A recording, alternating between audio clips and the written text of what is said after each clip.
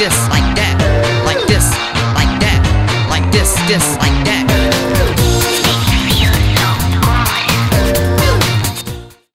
Mesdames, messieurs, bonjour, on se retrouve pour une toute nouvelle vidéo sur Sim Park Tycoon 2. Il y a eu pas mal de changements sur cette place d'entrée, vous devez sans doute le remarquer. Et pas que sur cette place d'entrée, je vais un petit peu vous teaser sur la fin de cette vidéo. Puisqu'en effet, aujourd'hui, on va enfin construire un tout nouveau roller coaster pour notre parc d'attractions. Donc restez jusque la fin, même si vous avez été très attentif à la miniature de cette vidéo. Je vous invite vraiment à rester jusqu'à la fin parce que je vais vraiment vous dévoiler tout dans les grandes lignes sur le nouveau roller coaster qui va advenir justement dans notre parc d'attractions. Ça va se passer au niveau de l'extension qu'on a eu il n'y a pas très longtemps avec la toute dernière mise à jour de Sim Park Tycoon 2. Donc restez jusqu'au bout, je vous le tease, je vous le dis, ça va vraiment être dingue, ça va être notre gros projet. Donc c'est parti, je vous propose un petit peu d'introduire cette vidéo par la saison de Noël, puisqu'enfin elle est désormais active cette saison de Noël. On va aller ouvrir le marché de Noël dans quelques instants ensemble, et comme vous pouvez le voir, il y a eu du changement la dernière fois puisqu'on avait commencé un petit peu à construire, voilà ce que ça allait être justement de cette zone d'entrée typé Noël. Donc désormais vous devez le voir, on a les guirlandes là qu'on a construit la dernière fois, mais surtout on a le grand sapin de Noël qui a été posé, érigé sur le centre de notre zone thématique, et comme vous pouvez le voir, ça fait table rase sur le petit parterre un petit peu de buissons qui avait été auparavant posé juste à cet endroit-ci. Petit rappel, hein, je vous l'avais dit durant la précédente vidéo que ça, je voulais vraiment que ça parte. Désormais, c'est enfin parti. J'ai mis des barrières personnalisées très sympas, donc avec des barrières en métal, et juste au-dessus, j'ai mis un petit revêtement en bois. Donc comme ça, nos visiteurs peuvent poser leurs mains, pas nécessairement sur quelque chose de très froid, hein, puisque notre parc est censé ouvrir l'hiver. Hein. Regardez, on a notre zone Noël, ça veut dire que notre parc est ouvert également durant cette période-ci. On va dire qu'il est ouvert 365 jours par an, hein, même si en réalité, un parc avec des attractions comme ça ouvrirait clairement pas 365 jours par an. Mais bref, donc on a des petites barrières, et comme vous pouvez le voir, franchement, c'est quand même beaucoup plus sympa que l'ancien design de barrière qui était tout à fait banal. Hein. C'est des barrières déjà préconçues qu'on peut poser en un seul coup. Alors hop, c'était dans Sceneries et on peut les retrouver juste ici. Donc voilà, c'était les barrières métalliques qu'on pouvait retrouver juste ici. Elle était vraiment de couleur rouge. J'en avais mis de part et d'autre du parterre de fleurs. Donc désormais, ça a été légèrement réduit pour avoir donc des barrières 100% personnalisées avec donc des formes primitives que j'ai mis donc tout autour de ce sapin. Évidemment, ces barrières sont là de manière pérenne, mais par contre le sapin qui est au centre, lui, ne l'est pas. Donc il sera détruit donc à la fin de la saison de Noël. Je pense que vous l'aurez douté. J'ai également modifié les éclairages. Il y a toute une ligne d'éclairage là qui a été ajoutée juste ici. Pareil ici. Et vous voyez que ce petit bâtiment-ci a été modifié. Pas que ce bâtiment-ci, il y a également celui-ci, hein, là où on a notamment la petite boutique. Ça a été modifié surtout pour s'accorder un petit peu mieux à la zone thématique de base. Alors c'est vrai qu'auparavant on n'avait pas du tout un bâtiment qui ressemblait à ça. C'est-à-dire qu'on avait un bâtiment avec un toit tout à fait classique. Désormais je l'ai modifié. J'ai fait un toit voilà complètement plat qui s'accorde, je trouve, très bien à notre zone thématique, et je pense que ça s'approprie davantage au design qu'on avait auparavant. J'ai par contre conservé la fenêtre qui était ronde, la circulaire, qui avait été auparavant posée justement à l'ancien bâtiment, donc ça je l'ai conservé. Par contre c'est vrai que ce bâtiment manque cruellement de fenêtres, je vous l'accorde. Ce bâtiment n'est pas complètement terminé, mais je vous avoue que c'est pas là où je vais vraiment beaucoup travailler durant cette vidéo, mais j'en suis conscient que ça manque de fenêtres, ça manque un petit peu de détails sur le bâtiment, mais je trouve que ne serait-ce que là, c'est clairement mieux qu'auparavant. Donc j'ai mis un petit peu de détails en soi, hein. Regardez, là on a tout ce petit travail de sculptage avec le béton qui a pu être faire juste au-dessus de notre porte d'entrée là vers la zone suisse. Ça c'est quand même vachement sympa et vachement stylé. Donc j'ai mis un petit peu de décoration de Noël. On voit le Merry Christmas qu'on avait commencé à faire la fois dernière avec notre petit morceau de rail qui est juste ici. Les cadeaux on les avait déjà posés, voilà. Dans l'ensemble, notre zone de Noël n'a pas énormément changé. C'est beaucoup de renfort thématique qui est important à notifier. Ce qui a également été fait, c'est l'intérieur de cette boutique. Je pense que vous devez le voir. Sur l'intérieur de cette boutique, on a donc tout un revêtement qui a été nouvellement posé, parce que c'est vrai que l'ancien revêtement, c'était du béton qui était pas très esthétique. Je me suis dit, on sait faire du carrelage, pourquoi ne pas le faire également dans cette boutique? Donc j'ai fait un petit design de carrelage. Alors c'est pas un design de carrelage qu'on peut retrouver voilà dans les chemins là et bim on peut mettre ça. Non, pas du tout. En fait, c'est des formes primitives, voilà, donc légèrement rétrécies. Et sur le côté, voilà, j'ai mis une forme primitive qui prend l'entièreté, on va dire, de notre quadrillage. En tout cas, qui prend un bloc entier. Donc en fait, on a un bloc entier de béton pour la texture du dessous. Et ensuite, derrière, j'ai mis, si vous voulez, des tout petits carrés que j'ai mis à intervalles réguliers. Donc pour faire, si vous voulez, notre sol thématisé. Et ça, c'est quand même beaucoup mieux qu'auparavant. J'ai mis un petit peu de haut-vent, en parlant de paravent. Mais il ne protège pas du vent, il s'est protégé du soleil. C'est pareil, c'est bien fait, c'est sympa. Et ça rajoute peut-être un un peu plus de détails, même si sincèrement c'est pas non plus un détail qui est vraiment folichon. Voilà, donc la période de Noël est désormais officiellement ouverte. Je vous propose donc d'aller chercher notre merveilleux marché de Noël et aller ouvrir donc au grand public. On va vérifier également si on a des poubelles, parce que c'est très important les poubelles pour éviter que nos visiteurs puissent jeter tout et n'importe quoi dans les allées du parc d'attractions, hein, puisqu'il y a énormément de petits stands, de petites boutiques ici. Je veux pas que les détritus s'amassent, on va dire, dans les allées du parc. Par contre, je veux supprimer ces anciennes poubelles qui sont absolument immondissimes. Voilà, donc on peut les retrouver juste ici. D'ailleurs, je savais pas qu'on pouvait les faire chevaucher ces poubelles là. On en met également juste ici et on va supprimer la poubelle qui est juste en dessous. C'est parfait, elle est juste là plutôt. Voilà, nickel. Je vais vous proposer un petit peu de converger vers une nouvelle zone qui va très bientôt prendre vie. Une zone thématique qui sera le prolongement de quelque chose. C'est le prolongement de notre parc d'attractions et cela va se situer du côté de notre RMC Coaster. Ça fait extrêmement longtemps que je vous parle d'un type de coaster en particulier. Un type de coaster qui devait déjà s'implanter dans notre zone thématique steampunk. Ça fait extrêmement longtemps.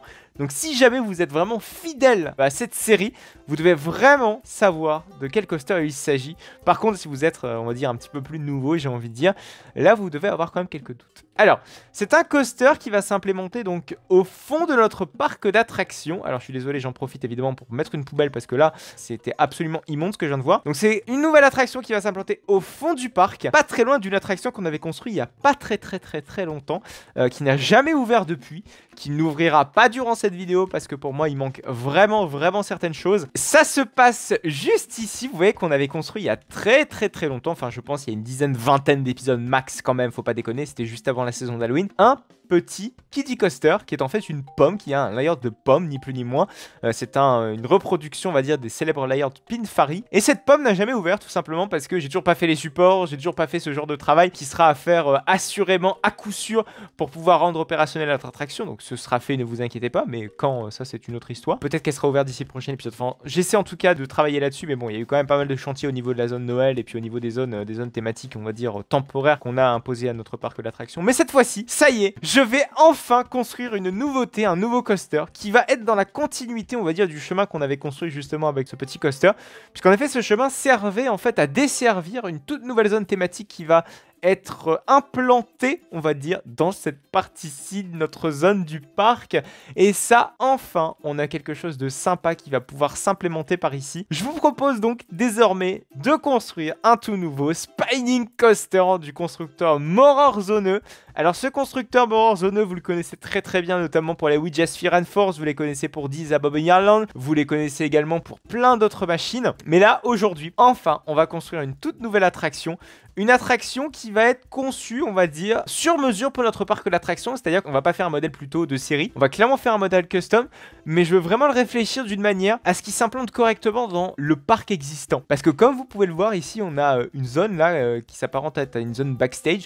Et je veux en fait que les voies de garage de ce Spinning Coaster soient communiquant avec les voies de garage de notre Hyper Coaster pour pouvoir mutualiser la maintenance et pour limiter les déplacements, si vous voulez, de nos personnels de maintenance. Alors je pense que vous devez le voir, il y a le chemin là ici qui va passer ici. Et malheureusement, il va bien falloir que notre chemin soit correctement conçu pour éviter qu'il y ait un visuel, on va dire, trop important sur nos voies de garage qu'on peut retrouver juste ici. Donc ça va être, on va dire, un facteur qui va être extrêmement important lors de la conception de notre Spinning Coaster. Donc on construit une station relativement longue. Alors sincèrement, il n'y a pas besoin de faire une station non plus hyper longue parce que ça reste des tout petits véhicules, hein, c'est des véhicules de 4 personnes. On va pas s'emmerder, j'ai envie de dire, à aller faire des très gros véhicules, ce n'est absolument pas le but.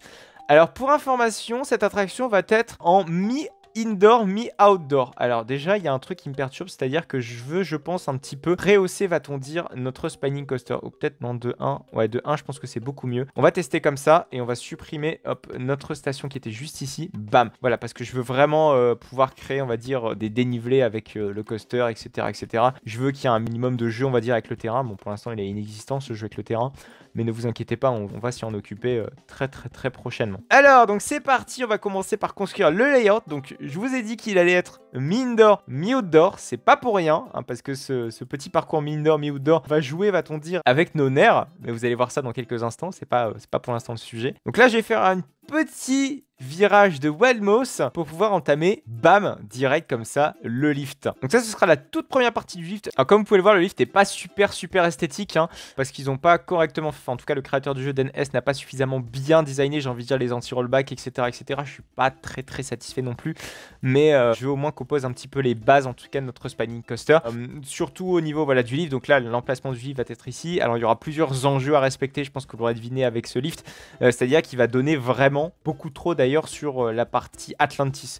Donc il va falloir thématiser une partie de ce lift-ci ou qu'il soit le moins visible possible, et ça va être un réel défi. Je voudrais le mettre en indoor, mais je vous avoue que je sais pas trop encore, donc on va y aller step by step, j'ai envie de dire. On va voir un petit peu comment on pourrait faire, mais pour l'instant voilà, je suis pas encore tout à fait convaincu par la façon dont on va amener le lift. Mais en tout cas le lift, son emplacement sera juste ici. Alors finalement, je suis désolé, je suis un petit peu indécis, mais bon, c'est comme ça, j'ai envie de dire, vaut mieux être indécis maintenant que d'être indécis plus tard, parce que plus tard il sera trop tard. En fait, je vais modifier une bonne partie du coaster parce que je vais les descendre sans doute d'un cran, tout simplement parce qu'en fait je veux que l'interaction avec les véhicules dans les allées soit peut-être un peu plus correcte que ce qu'il n'est maintenant.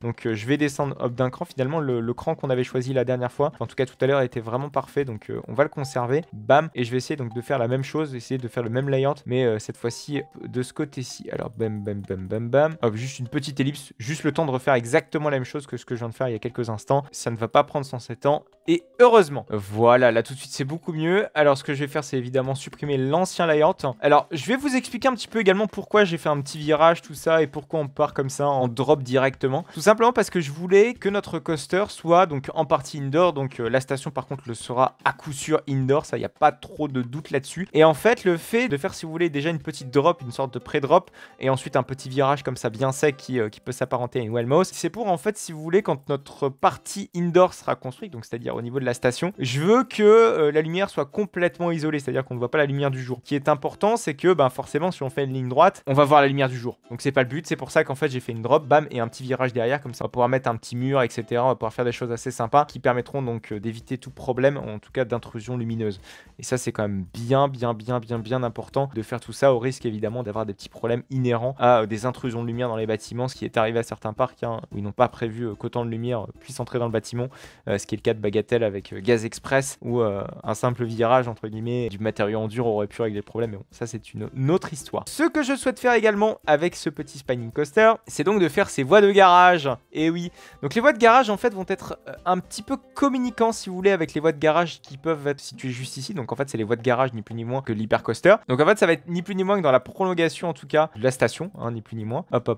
Donc là on aura donc le voie de garage, on aura même le transfert track qui sera juste ici, bam, qui va pouvoir être translaté. Bon, ça j'ai envie de dire c'est pas trop un souci. Et donc là juste derrière on va avoir en fait la zone de freinage principale qui est située juste ici, bam, donc pas très loin de la drop, vous en conviendrez. Donc comme vous pouvez le voir, elle n'est pas exactement alignée si vous voulez sur un bloc, c'est-à-dire elle n'est pas à 90. J'ai fait exprès de mettre ça, on va dire un petit peu de manière alambiquée. Donc on va mettre des freins. Ah merde, par contre les freins n'autorisent pas les pentes. Ça c'est un petit peu emmerdant. Et si on a les block brakes, putain les block brakes c'est pareil. Et ça m'emmerde un petit peu parce que je trouve que les freins moreurs zoneux, il en existe hein, des freins moreurs zoneux qui sont comme ça en pente.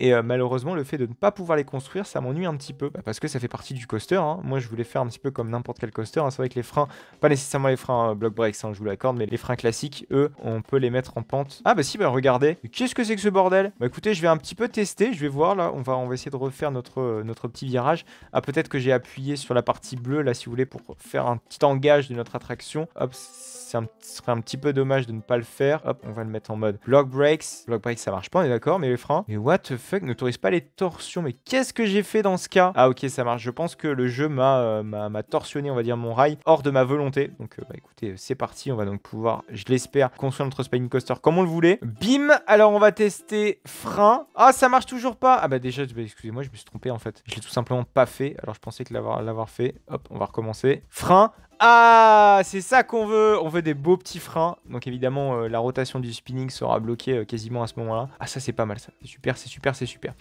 Alors, là c'est quand même pas trop mal là, hein. Franchement, je trouve que là on a un beau petit layout. Bon, pour l'instant évidemment ce n'est que la station et puis en soi la pré-drop, mais c'est très important de concevoir tout cela avant d'aller plus loin dans d'éventuels travaux complémentaires. Je trouve ça méga important. Je vais poser avec vous donc l'entrée et la sortie, comme ça va vous permettre d'avoir un petit visuel, on va dire, sur comment on va situer les choses. Donc là l'entrée va être ici, avec donc toute la file d'attente qui va être associée. Hop, par contre c'est vrai que j'aurais peut-être aimé mettre un drap si vous voulez au niveau du spanning coaster, parce qu'ici on va avoir toute la station qui va être méga stylée, mais ici par exemple je veux que le train soit pas complètement collé non plus, ce qui n'est jamais le cas, hein, à la drop qui va lui suivre. Donc bam, on va mettre pas un frein non plus, on va mettre un truc tout à fait normal qui peut être vraiment sympa. Donc comme ça on aura donc toute une zone en tout cas qui sera donc notre station, qui sera donc thématisée donc sur une thématique que je vous évoquerai donc d'ici la fois prochaine. Donc ne vous inquiétez pas, restez j'ai envie de dire un peu jusqu'au bout de cette série, ce sera très important. On va voir plein de choses justement d'épisode en épisode sur ce spanning coaster. Je vais vous dévoiler de plus en plus de choses qui vont sans doute vous intéresser. Alors on peut déjà construire notre esplanade qui va être la composante principale de notre spanning coaster. Hop. Bon, là je mets pas la file d'attente dans un premier temps, mais c'est un petit peu pour se visualiser, on va dire, comment on va se composer la salle. Bam. C'est vraiment que du temporaire. Bam. On met la même chose de l'autre côté et derrière on va pouvoir mettre, si vous voulez, une issue, tout simplement une issue qui va permettre à nos visiteurs de pouvoir sortir tout simplement de notre attraction. Alors je sais pas si j'en mets, ouais, je pense que je vais en supprimer un plutôt. Comme ça va nous permettre d'avoir peut-être un petit peu plus d'espace pour les futurs catwalks. Ouais, je pense que c'est beaucoup mieux. Comme ça, on a un peu plus d'espace. Ce qu'on peut faire, donc, c'est tout de suite mettre un petit peu d'escalier. Alors voilà, ce qu'il y aura un deuxième défi à propos de ça, c'est qu'il va falloir également essayer de camoufler un maximum les backstage, parce que, comme vous pouvez le voir, là, donc là, les backstage seront communicants juste ici. Mais c'est-à-dire qu'en fait, juste ici, hop, on aura donc le chemin de sortie. Donc, rien de bien sorcier en soi, mais par contre, juste ici, juste à côté, on aura carrément les voies de garage, les voies de maintenance de notre hypercoaster. Et on veut pas trop que ce soit visible, hein, je vous l'accorde. Donc, il va falloir thématiser tout cela et faire les choses correctement. Voilà. Mais je pense qu'il va falloir renforcer la végétation jusqu'ici. Ce sera, je pense, le défi number one pour notre coaster. Voilà, ici, on aura plein de végétation et on aura notre premier virage. Tout ce qui est file d'attente, voilà, on va le concevoir dans quelques instants. Pas dans cet épisode, du coup, parce que il y aura quand même pas mal de boulot à faire. D'abord sur le layout, ensuite, on fera la file d'attente qui permettra de compacter un maximum, en tout cas, notre spanning coaster, parce que je veux que le spanning coaster soit le plus compact possible, qu'il prenne le moins de place possible. Les éléments qui prennent le plus de place, c'est la station, c'est les voies de garage, etc. Donc, c'est pour ça qu'on commence par tout cela. Alors, je vais concevoir ces voies de garage en vitesse avec vous. Il n'y a rien de complexe, donc on va faire ça, bam, ensemble. On va reprendre donc cette partie-ci. On va légèrement la décaler. Hop, ici, donc avec le transfert track qui sera modélisé plus tard, ne vous inquiétez pas. Bim! Là on y va à fond quand même, hein. Là on va tout faire, on va faire le transfert track, on va faire les voies de garage, on va faire les parties techniques. Tout sera conçu expressément pour notre nouveau spanning coaster. Et ça, j'en suis plutôt fier, hein, parce que c'est vrai qu'auparavant, voilà, on avait déjà des coasters préexistants. On devait rajouter ce genre de module qui était notre standard à notre parc d'attractions. Désormais, on conçoit de A à Z un coaster avec nos standards actuels. Et ça, c'est méga intéressant parce que désormais, voilà, on prend un projet à la racine et on va jusqu'au bout. Donc ce chantier, ce ne sera pas un petit chantier. Ce sera un chantier de longue haleine avec beaucoup de choses à voir. Mais ce sera, je pense, méga intéressant puisqu'on réfléchit désormais à la base de chez base de notre coaster. Et après, on embellira, j'ai envie de dire, notre nouveauté qui sera, je pense, à coup sûr, un chouette succès, je l'espère, même si le débit sera peut-être pas terrible. Je ferai pas un dueling parce que le dueling prendrait énormément de place. Puis ça doublerait surtout le temps de construction. Peut-être pas doublerait, mais on ajouterait tout de suite un tiers de plus de temps de construction. Mais voilà, comme le coaster est un petit peu au fond de sa zone, machin, il sera un petit peu isolé. On peut espérer, voilà, que tous les visiteurs ne s'embarquent pas, on va dire, dans cette partie-ci du parc. Et on hésitera à agrémenter en tout cas la zone de nouvelles attractions. Donc je vais très prochainement vous révéler le thème de ce nouveau coaster. Donc restez jusqu'au bout, ce sera très important. Abonnez-vous à cette chaîne donc si vous voulez vraiment poursuivre le chantier de notre nouveau spanning coaster. Merci à vous en tout cas de m'avoir suivi. Merci de m'avoir fait confiance pour ce petit divertissement chaque semaine, tous les mercredis à 14 h sur Roblox. Merci beaucoup à vous. Vous avez également la possibilité de me suivre dans les trips parcolotiques. C'est une série dans laquelle je visite des parcs d'attractions pour n'importe quelles occasions. Et j'y donne un avis sur les nouveautés, sur les petits changements, etc. Sur les parcs d'attractions que je n'ai pas encore visités de manière générale. Voilà, c'est une série que j'aime beaucoup. Je prends du plaisir à vous la faire parce que, ni plus ni moins, je suis dans mon domaine. Je suis dans un parc d'attractions et ça, quoi de mieux, j'ai envie de dire. Et en l'occurrence, on avait assisté à un événement vraiment super sympa. J'étais extrêmement étonné de la qualité de cet événement. Ce sont les Park Fan Awards. C'était pas très long, ça a duré 2 heures, 3 heures sur un temps donné au Futuroscope. Même si le Futuroscope c'est pas un parc que j'apprécie beaucoup, là le parc Fan Award m'a vraiment donné envie, j'ai envie de dire, de retourner au Futuroscope, de découvrir ces attractions et surtout d'assister à l'événement. Si jamais vous voulez voir ce que ça donne les parcs Fan Award, vous avez la possibilité donc de cliquer sur la droite. Il ne vous reste donc plus que quelques secondes pour pouvoir aller voir cette vidéo des parcs Fan Awards.